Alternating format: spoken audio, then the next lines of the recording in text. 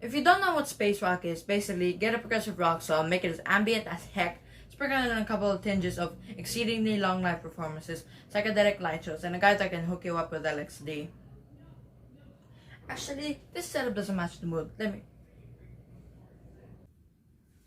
That's better. Welcome to album reviews. Pink Floyd, Saucerful of Secrets.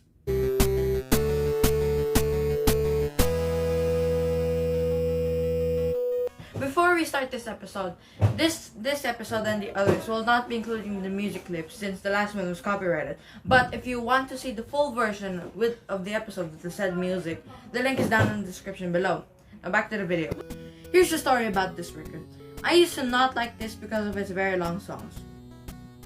That's it. That's the story. Continue. Now, after the success of The Piper at the Gates of Dawn, the pressure of fame began to build in Syd, in which his only escape was LSD, which he already began using heavily in late 1967. This impacted the mental stability of Syd, which got so bad that they had to cancel their first US tour and had to bring in their fellow guitarist and friend David Gilmour to cover when Syd was either incapacitated, unresponsive, or passed out.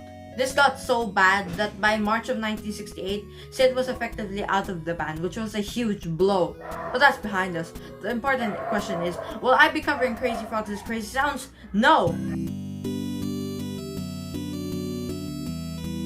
Now, the first track of this album is called Let There Be More Light. This track is one of my favorites, in which that great heavy guitar riff starts the song and then breaks down into the main melody of the song. It's great. This song was actually not written by Syd, instead by Roger, who started stepping up as their main songwriter. I personally think this song is a great start to this record. I give Let There Be More Light an 8.5 out of 10. The next track is a Wright composition called Remember a Day.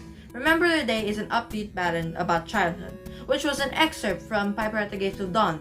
This song is built on a piano riff made by Wright and is one of the few songs on this album that features Syd. He plays slide guitar on. I like this song, especially Nick Mason's drumming in here. It's great. Even though this track isn't my favorite, it's easily going to be on my top 3 favorite songs off of this record. I love it. It's a great track, and I recommend it if you're starting out on Pink Floyd. I give Remember a Day an 8 out of 10. I have to address something. Now, up till this point, I have praised this album. But you might say, you must be liking this album. Is this your favorite? And to that I say, no! And it's because of 2 songs. This is the first. Set the Controls for the Heart of the Sun. Okay, let me tell you why this song sucks. First of all, it's boring. In the span of 5 minutes, the mood is completely boring. Now, remember something in the last episode where I rated Interstellar Overdrive? I gave that an 8. This song is shorter and I hate it even more. 2 out of 10. It doesn't go anywhere. It flops. It's too ambient. I hate it. Speaking of Set the Controls for the Heart of the Sun, they made a Pink Floyd server with that exact same name as it. And it doesn't suck at all. You can earn amazing roles with perks by talking in the channels. You can meet kind and friendly people that might be your friends. And if you have something on your mind, you can talk in the serious or venting channels and we'll help you go through it. And plus, there are loads of activities to do. There's participating in Song vs. Song, make a poll, or make a listening party to listen to the music that you also love. So if you're a Pink Floyd fan and you don't have any friends, well, join the Heart of the Sun Discord server now. Link in the description down below. Now back to the episode. But like the Beatles, getting better all the time. Better, better, better. And that's true for Pink Floyd with the next track, Corporal Clegg. The song is about a war veteran. That's it. This song, it's great. It has a great guitar riff and the chorus is just chef's kiss. I just love this song. And it has a freaking kazoo solo. All the good songs have kazoo solos. Screw the Beatles. Screw Coldplay. Screw you. Kazoo is great. 9 out of 10 for Corporal Clegg. And unlike the Beatles, it's getting worse all the time. It's worse. Because after that masterpiece, we get 11 minutes of utter trash called A Saucerful of Secrets. The song, not the album. In fact, why even call it a song? It's just experimental noodling with no cohesion whatsoever.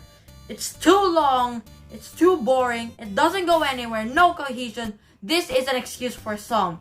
It's just filler. I hate it. This is the worst.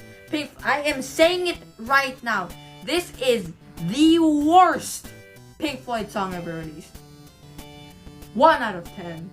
This is disappointing. Seesaw.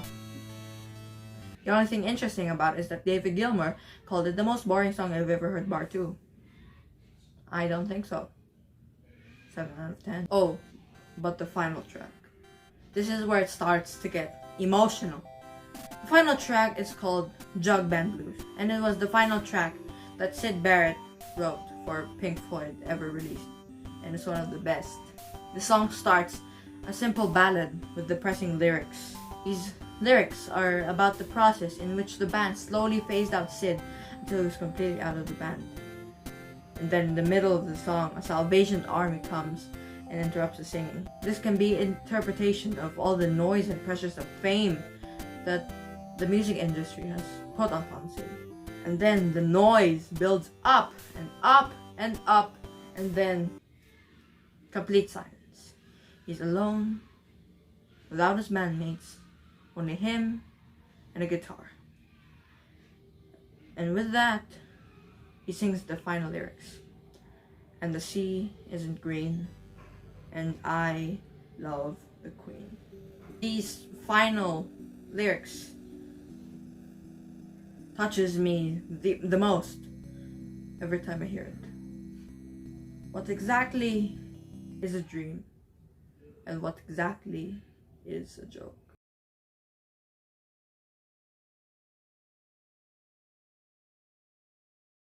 This song is my third favorite song ever released by Pink Floyd. Jugband Blues deserves a 10 out of 10. Good job on this.